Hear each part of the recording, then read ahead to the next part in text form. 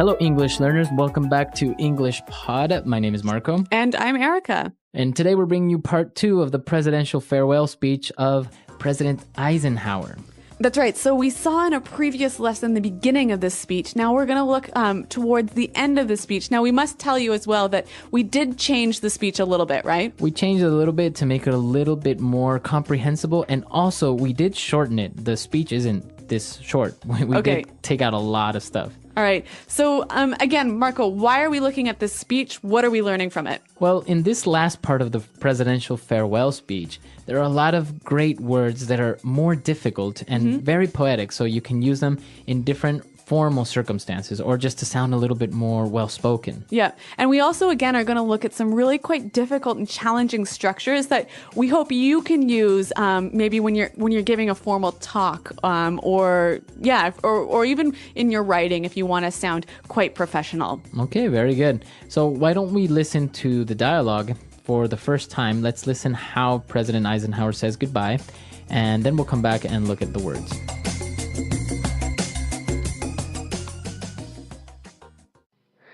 We now stand 10 years past the midpoint of a century that has witnessed 4 major wars among great nations. 3 of these involved our own country. Despite the carnage of these conflicts, America is today the strongest, the most influential, and the most productive nation in the world.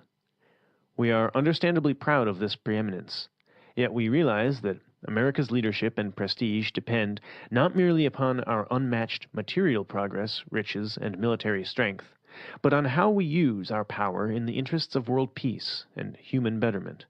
Throughout America's adventure in free government, such basic purposes have been to keep the peace, to foster progress in human achievement, and to enhance liberty, dignity, and integrity among peoples and among nations.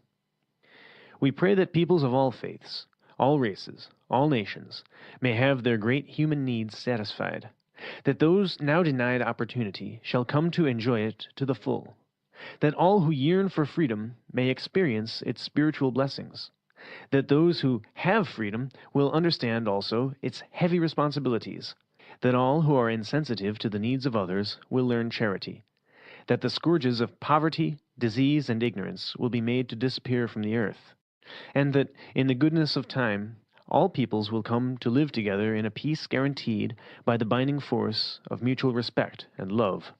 Now, on Friday noon, I am to become a private citizen. I am proud to do so. I look forward to it. Thank you, and good night. Well, that certainly was a very moving speech, hey? Very moving and to a certain point a little bit religious, huh? Yeah, I think we'll talk a little bit about that a little bit later, but let's concentrate on the language now. So we'll go to language takeaway. Language takeaway. All right, on language takeaway today, we'll start with our first word, and it's preeminence. All right, we are understandably proud of this preeminence. A preeminence. So preeminence, what is this? Basically, it's the state of being the leader of something. Okay, so in this case, America was the preeminent nation. Right, so they were coming up, they were very prosperous, so they had a preeminence in the world. All right, so I think we can see here you can use this as an adjective, a preeminent nation, or as a noun, an uncountable noun, the preeminence of our state. Very good. Since we can use this word as a noun and an adjective, why don't we listen to some more examples so we can get a better understanding of it? Example 1. Now please welcome Dr. Frank Hicks, the world's most preeminent expert on nuclear biology. Example 2. He's been a leader in his field for 25 years, and his preeminence has never been questioned. Example 3. Carol Dixon is one of the most preeminent experts in green technology. All right, well, Eisenhower was talking about all of the things that the American people had done since they became a free nation, and one of these things was to foster progress in human achievement. Foster progress in human achievement. Well, I like this verb a lot, to foster something. So if I say to foster progress or to foster something, what am I saying? To help something grow and develop. To take care of it, to nurse it. Yeah. We very commonly hear this word associated with children, right? A foster child. Yeah. So what's that? If you have a foster child, you are basically taking care of a child because the parents can't look after him. It's not like adopting because it's not actually legal. It's just that you're helping somebody out by raising this child. Right. So we can see the connection there, a foster child to foster something. But this is really a great word, and I think it would help to give a couple of examples of how we could use it. So for example, I can say our company is looking to foster better creativity in the workplace. Or we could say, here at Praxis Language, we foster the development of your English. Very good. So the word foster. Now, moving on, in his speech, he was talking about nations and faiths and different types of groups, and he said, all who yearn for freedom. All right, this is a great phrase. All who yearn for freedom. To yearn. So to yearn for something. Now, if I yearn for freedom or I yearn for something, it's basically that I really want it in my heart. Yeah, you really wish for it in a way that's almost painful. You want it so badly. Now, you wouldn't say like, I'm yearning for ice cream, would you? No, unless you were locked up in prison and hadn't had ice cream for 55 years. Exactly. So it's usually related to something that's very difficult to get or something like freedom or yearning for. That's really important. Exactly. Something very important. And now for our last word, President Eisenhower was talking about charity, he was talking about freedom, and he mentioned the scourges of poverty. Okay, so scourges. The scourges of poverty. Scourges is a really difficult but interesting word. So why don't we hear a few more examples to help us understand it? Example 1. Malaria is a disease that continues to be a scourge to the developing world. Example 2. One day we hope to eliminate the scourge of cancer. Example 3.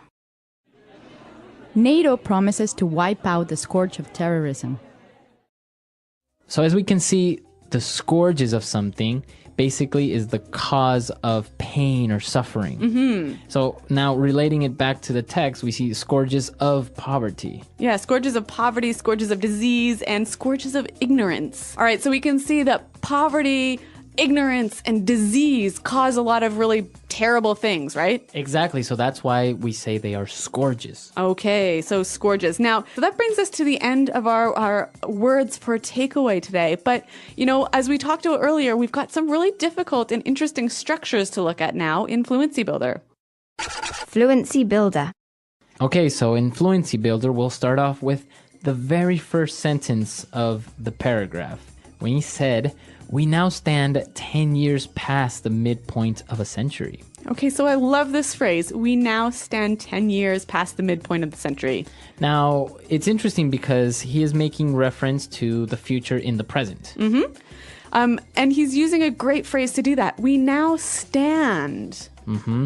Now, we can change it a little bit and use the first part, we now stand, in different circumstances. So why don't we listen to a couple of examples? Example 1. We now stand before you to declare our love and be united in marriage. Example 2. I stand before this court and declare my innocence. Example 3.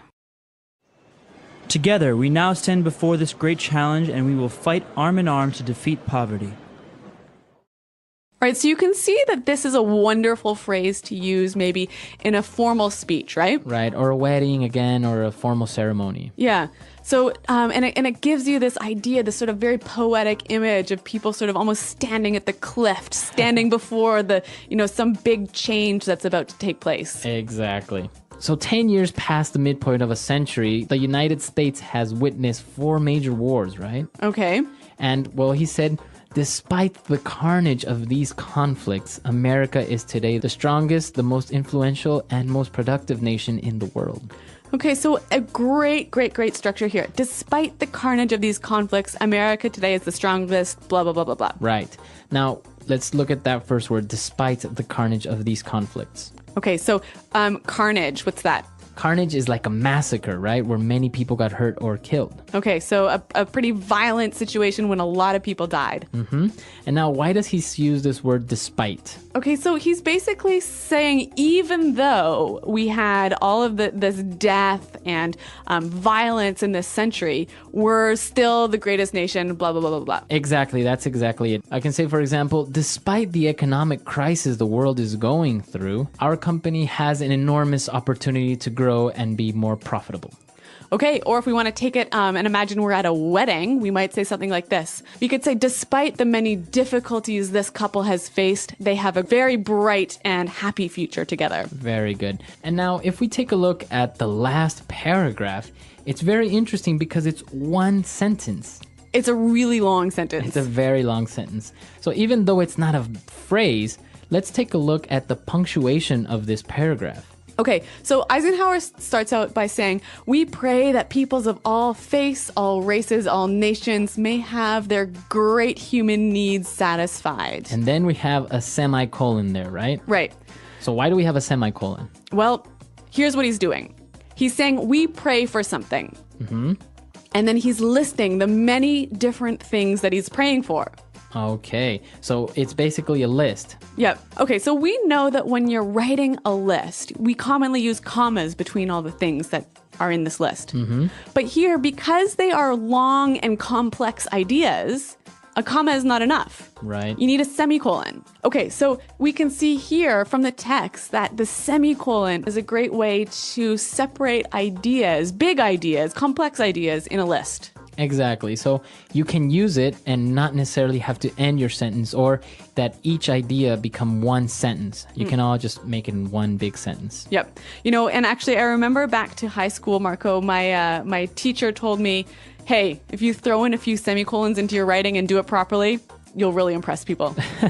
All right. So this is good advice that you can take and throw in a couple of semicolons, a little bit of commas here and there, and it'll look like you really know how to write. Yep. Okay. So with that in mind, why don't we listen to what Eisenhower wrote one last time?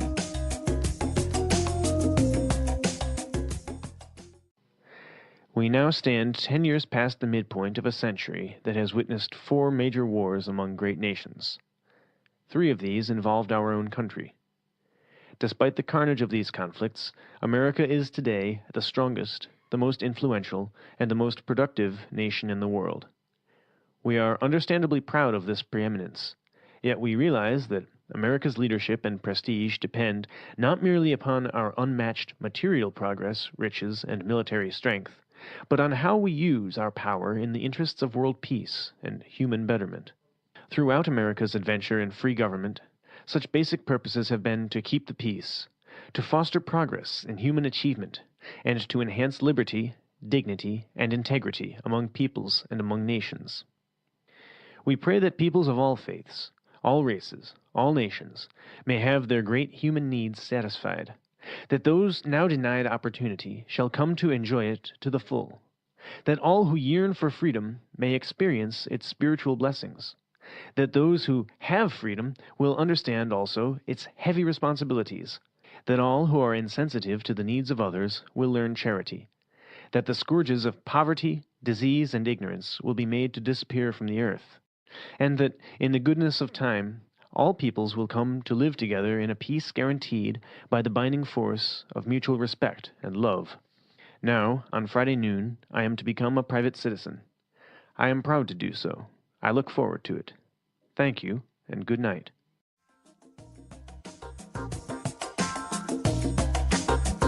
All right, we're back, and we're here again with Pete, our voice actor for the second part of the dialogue.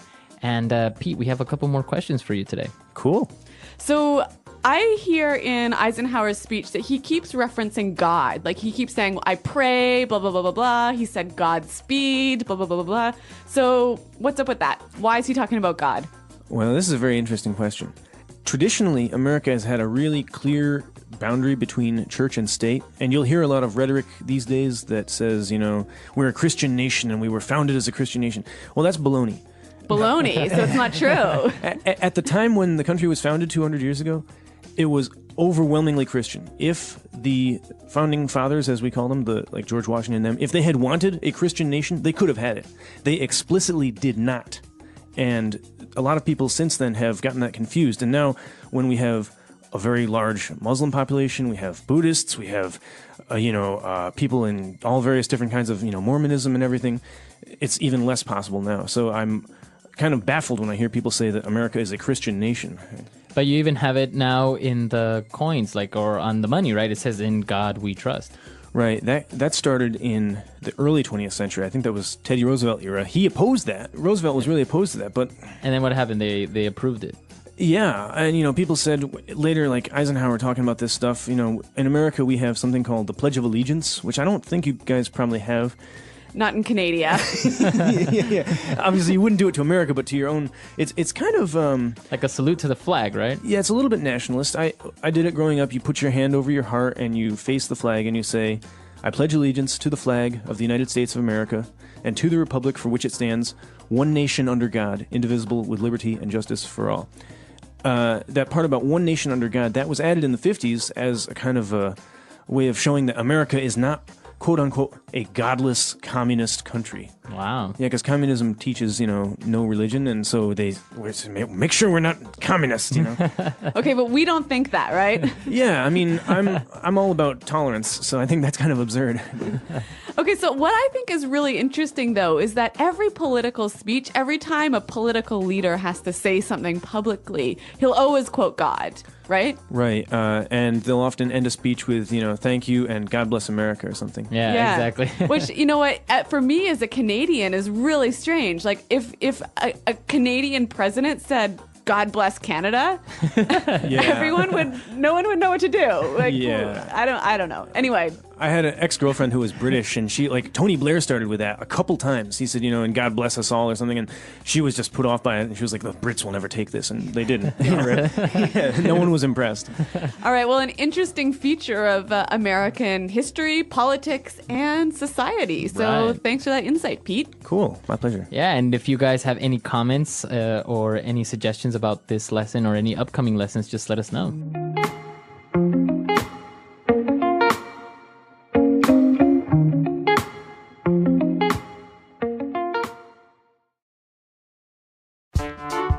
The English Pod Audio Review. Listen to the meaning, then say the vocabulary word. To help something grow or develop. Foster. Badly affected by disease, pain, grief, etc.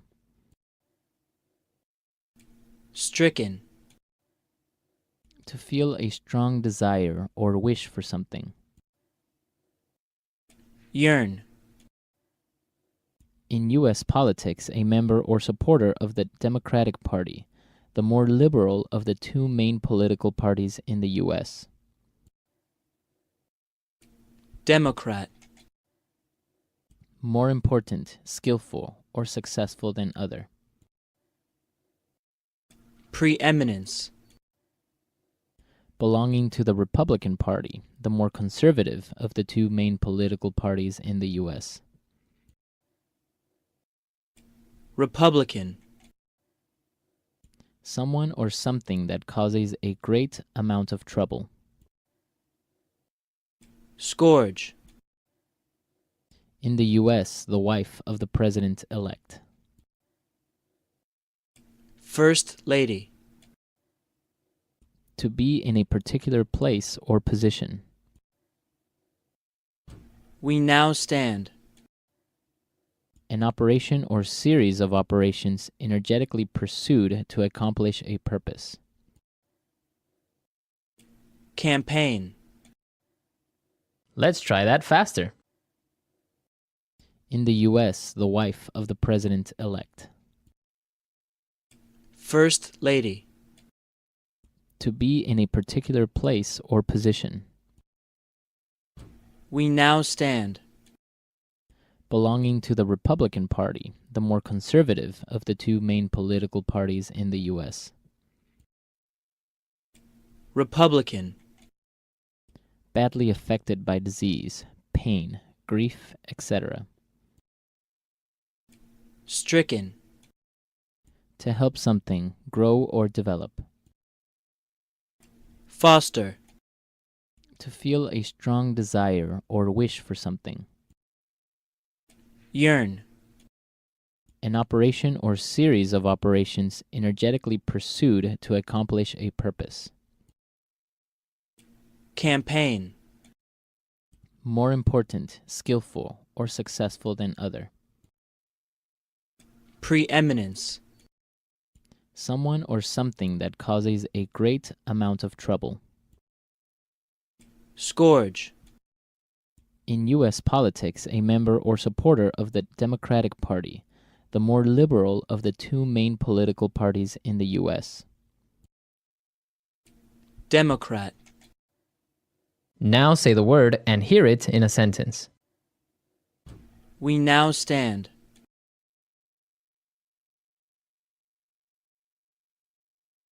We now stand before you to declare our love and be united in marriage. We now stand. I stand before this court and declare my innocence. We now stand.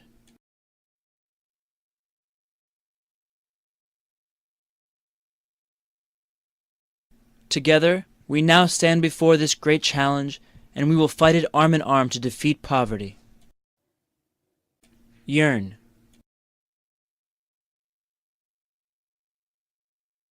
We must fight for those who yearn for their freedoms. Yearn.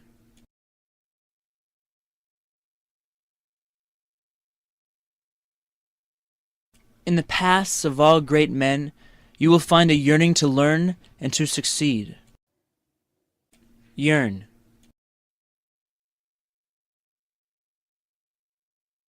I'm yearning to find someone who will love me for me. Preeminence.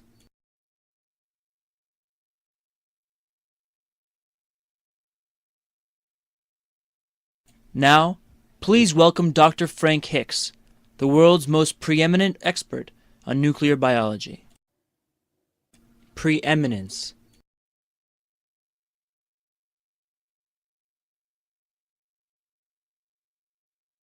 He's been a leader in his field for 25 years, and his preeminence has never been questioned. Preeminence.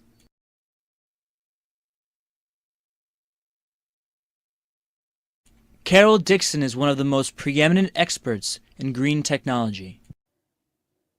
Foster.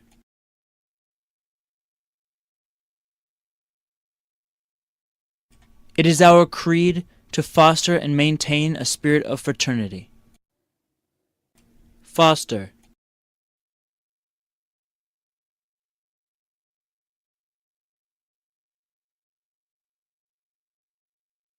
To restore our country to the glory of its past, we must foster an attitude of determination in social service. Foster.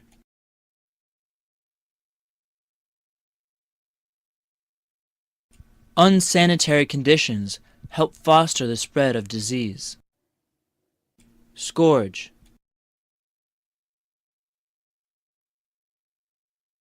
One day we hope to eliminate the scourge of cancer. Scourge.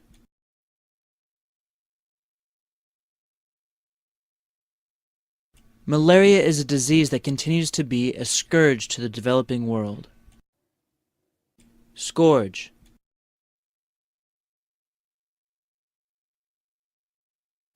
NATO promises to wipe out the scourge of terrorism.